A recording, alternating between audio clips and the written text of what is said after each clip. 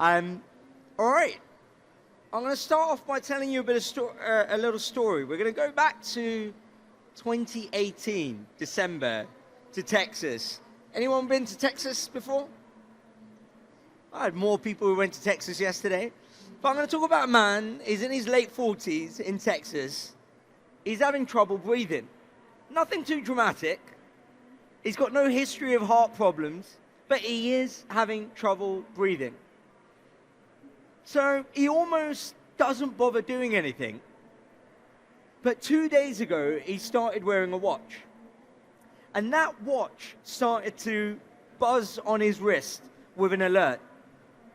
And that alert said, irregular heartbeat, go to a doctor. Now, like any sensible human, when your watch says irregular heartbeat, go to a doctor, what do? You go to a doctor. So the man went to the doctor, and it turns out he has something called atrial fibrillation.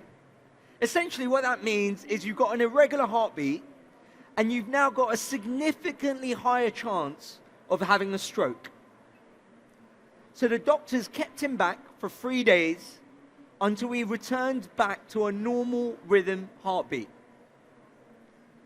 He came back home, and you know what he did? He wrote a letter. He wrote a letter to the then CEO of Apple, thanking him for making the Apple Watch. Because thanks to the Apple Watch, he had now survived, so he wrote a letter for Tim Cook. Now, why am I telling you that? Because isn't that incredible? If you think about it, that Apple Watch wasn't designed for patients. It wasn't prescribed to him by a doctor. It was just casually monitoring him. And it just had a system that was able to monitor, identify an anomaly, and take an action to let them know. Now think about it without that watch. He had no symptoms, nothing to worry about that was serious. It would have been months before something like that would have been picked up. And the reality was, that problem was building up inside his body for months before, and he just didn't know until he put on that watch. Now, I get this is starting to sound like a bit of a commercial for Apple Watches, but it isn't. I'm not here to promote an Apple Watch. In fact, I find it very annoying when I'm sat there in a meeting speaking to someone and they're tapping their wrist every time there's a notification. Super annoying. This isn't about an Apple Watch. Actually, this story has more in common with managing workforce performance than you might think. Now, let's think about your organization, the people you work with, the internal customers that you cater to. Right now, there are people who are struggling to do their job. Right now, there are performance problems in your organization that you have no idea about. And you probably won't have any idea about it for months to come. It will probably come out when there's a quarterly or biannual performance review. That's when you hear there's an issue. Or when a manager has a one-to-one and decides to flag that issue to HR. But by that time, this performance issue has been in your business for long enough to have serious damage on the organization and your ability to be able to perform. And the reality is, much like the man in Texas, until he put on that watch, nothing in his life was designed to catch what was going wrong in his body. Much like that, in our organizations, we don't have any system that's designed to catch anything that's going wrong when it comes to performance in our organization. Now, what I'm going to talk about is, well, what is the Apple Watch for how we tackle performance challenges in our organization? That's what we're going to spend the rest of the time talking about, but before that, we've not met. So let me introduce myself. I'm Nelson. I'm one of the founders and the CEO at HowNow. What is HowNow? Look to your right. That big coral sign is thanks to us. We're essentially a learning platform that organizations do to figure out what skills they have, don't have in their organization, and to be able to connect the most relevant learning to those skills gaps. I'm also the author of Learning at Speed. Anyone here read Learning at Speed? Oh, we got someone there. So learning at speed is essentially a practical guide for how you can increase the speed at which your organization learns. And I'm also the host of a podcast called L&D Disrupt. Anyone listen to L&D Disrupt? Yeah, all right. For those of you who don't, lucky for you, there's about 100 episodes you can go start listening to on your way back home. I'm the host, but I also co-host that with our incredible VP of People, Pauline, so do check it out. Now, enough about me. Let's go back to what we're here for. So I mentioned there isn't a system that currently exists in our organization that's designed to identify these performance problems. So what do we have? We do have a system. It looks a bit like this. Right now, what happens is, like I said, there's performance signals that tend to come out in a quarterly or biannual or annual performance review. That's typically when you find out when there's a performance gap or performance issue.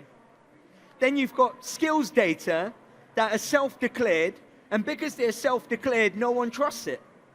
And they also tend to live in a spreadsheet. And because they live in a spreadsheet, no one wants to use it. And then you've got learning. You've got a learning system, and you're using that learning system to track completion rate and time spent learning. But the reality is, none of that data tells you whether it's actually working or not. So here's what happens. By the time you gather that data, you coordinate it, you make sense out of it, and you act on that data, you're managing the past.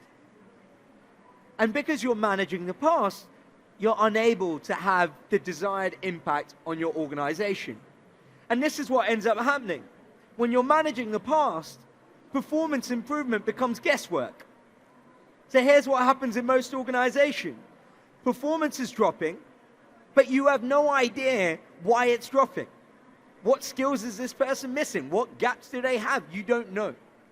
And let's say by some miracle, you actually do know what skills are missing.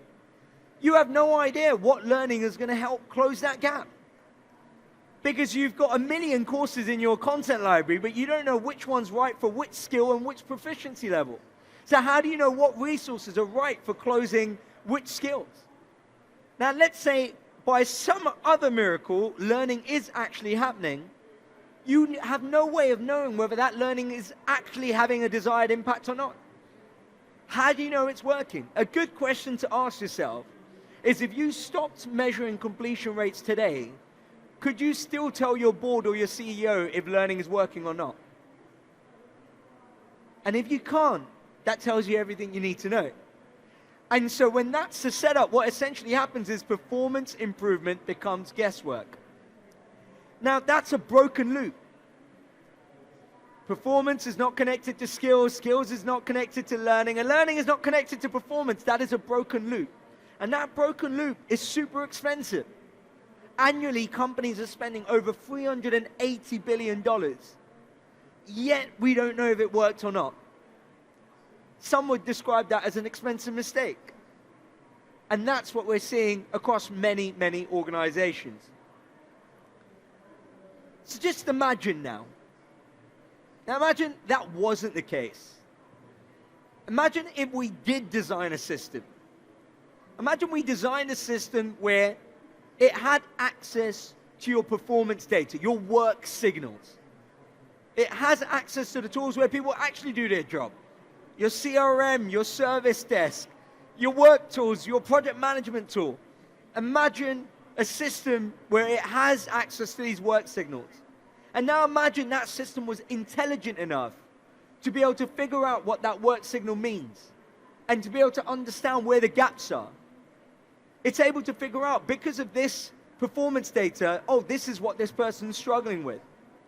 Now imagine if that system was then intelligent enough to take an action, to actually deliver the right intervention, to actually say, okay, you know what you need is you need a bit of coaching. You need to be connected with this person. Maybe you need to listen to this podcast. Maybe we need to simulate a practice scenario. Imagine the system was clever enough to be able to deliver the right intervention. Now imagine that system can then go back to looking at that same work data to know whether it actually worked or not. That is the type of system that is now possible because of AI. What you're seeing there is a self-running system. It's autonomous performance improvement. This is not an AI assistant where I ask a question, it gives me an answer. We've all used one of those in the last 2 years. What we're talking about here is an autonomous agent where given direction, given a mission, given a goal, it does every other step in the loop by itself. All you're doing is evaluating, and we'll come to that. Now, what does this look like in practice? So it's an agent called Guru. Now, this is what it looks like in practice for me as a manager to go in, and let's say I wanted to improve our conversion rate from sales stage A to sales stage B. What you're seeing here is the agent is then breaking that mission down into, all right, in order for me to be able to support you on this mission, I need to have access to this data, this data, this data. And then what you do is you essentially end up connecting those tools. So where does that data live? It lives inside my CRM. It lives inside my call recordings.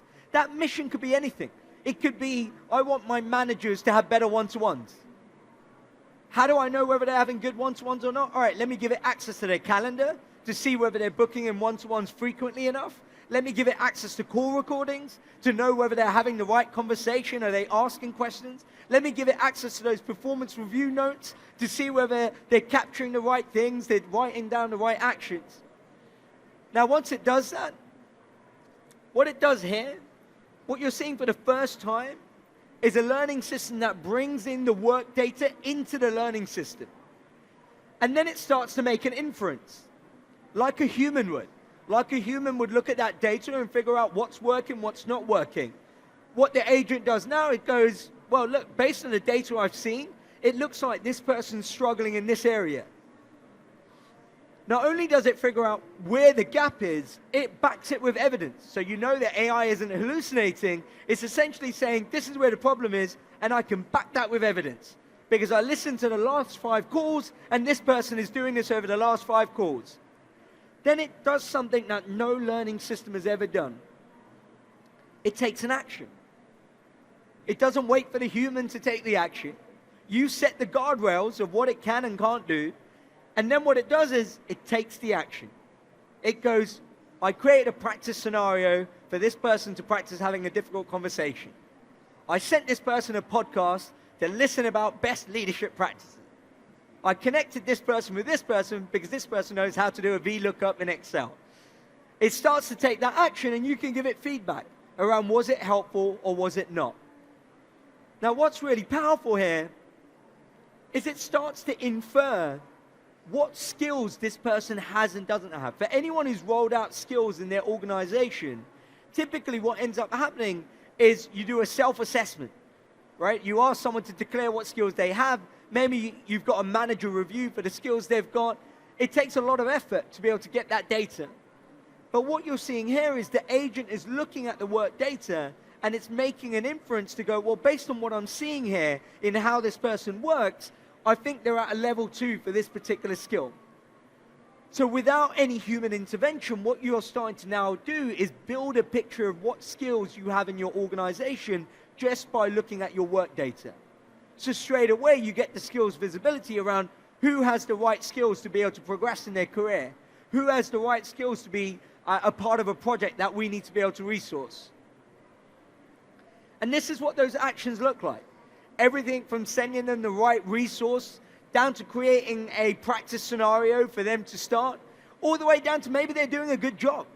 And it will draft a recognition, going, maybe you need to send a recognition to them on Microsoft Teams or Slack. I've drafted it for you. Just click send, and we'll send it to the person. So it's not just about identifying when people are going off track, but it's also a way to recognize people who are doing a great job and to reinforce the fact that that behavior is the direction we want. Now, this is what sits at the heart of what I call the self-improving company. Now, in my book, Learning at Speed, which I wrote a couple of years back, I talk about the fact that we're right now going through the rate of exponential rate of change. Now, in exponential rate of change, it introduces a lot of uncertainty. And when there is a lot of uncertainty, the fastest learners win. The people who can figure out what's going on and what they need to do and to navigate that uncertainty, they're the ones who win. And that's true whether you're a company or an individual. Now, anyone who can't keep up, and they're unable to figure out and learn fast enough, they tend to fall back.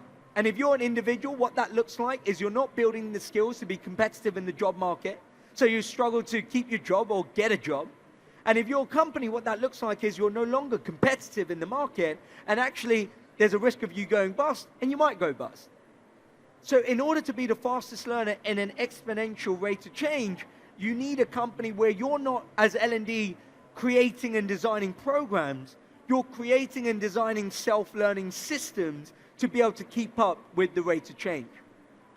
Now at this point, this is where there's a few L&D people sitting there going, Nelson, are you saying if the agent is going to run the system, are you saying you don't need L&D anymore? Would I dare say that in a hole full of L&D people? No.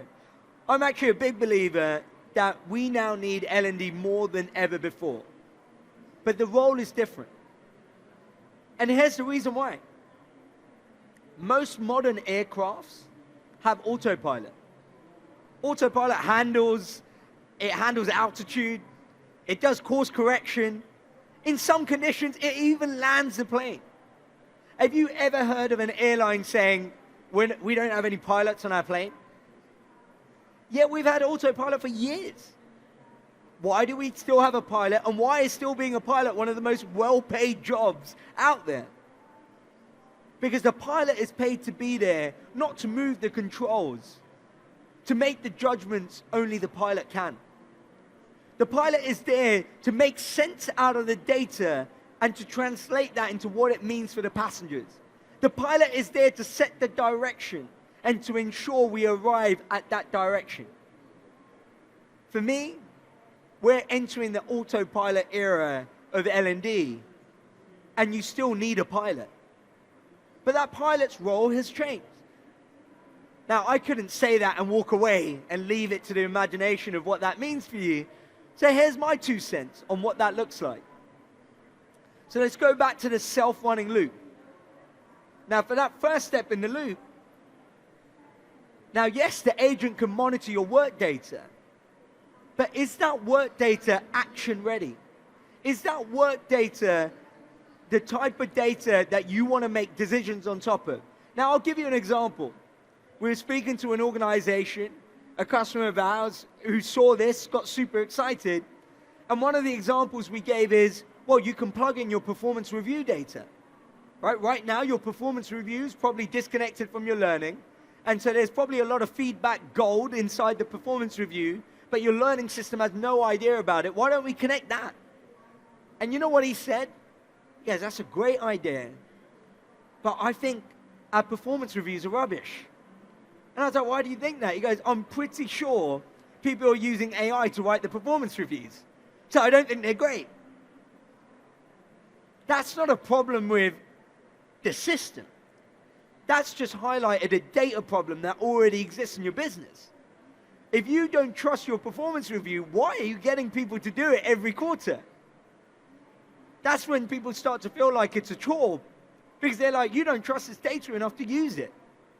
So this is what's going to happen. Once you implement a self-running system like this, it's going to highlight where your data gaps are. L&D's role is to ensure that data, you're going to need it, but L&D's role is to ensure that data is ready enough for you to be able to take actions on it. Now, you could give all your data to the agent, and if you did, it will identify hundreds and hundreds and hundreds of skills gaps. But not everything is going to matter for where your business is at right now. Not everything is going to matter for what the business strategy is. The human sets the mission. The human sets the priorities. And so that direction, what matters today, comes down to the human. Now the interventions.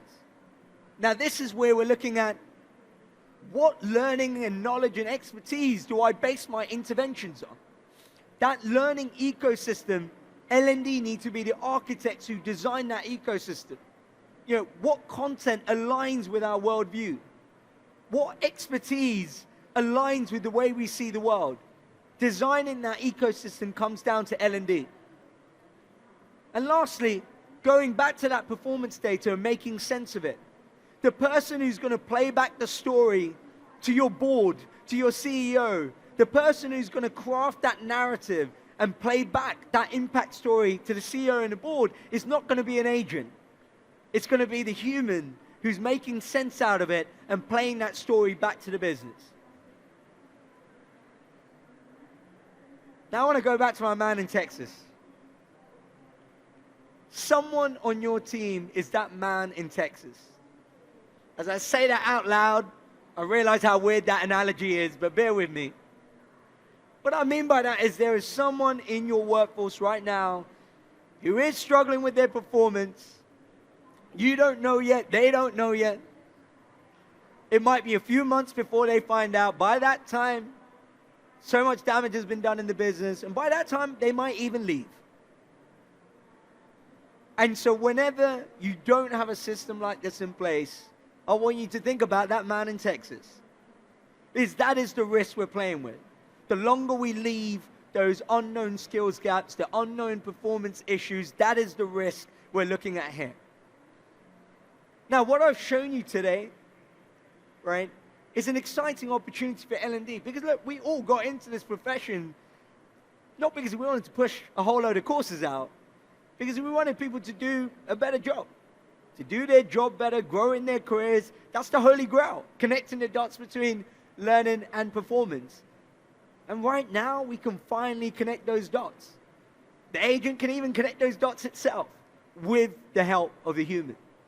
Now, everything I've shown you today is built and happening, right? We call this HowNow. That's our platform. The self-running agent is Guru. And if you do want to see this in action, look to your right. That's where it is. Come and see it. Ask questions. Challenge us. Give us your thoughts. But this is how we can connect those dots between learning and performance.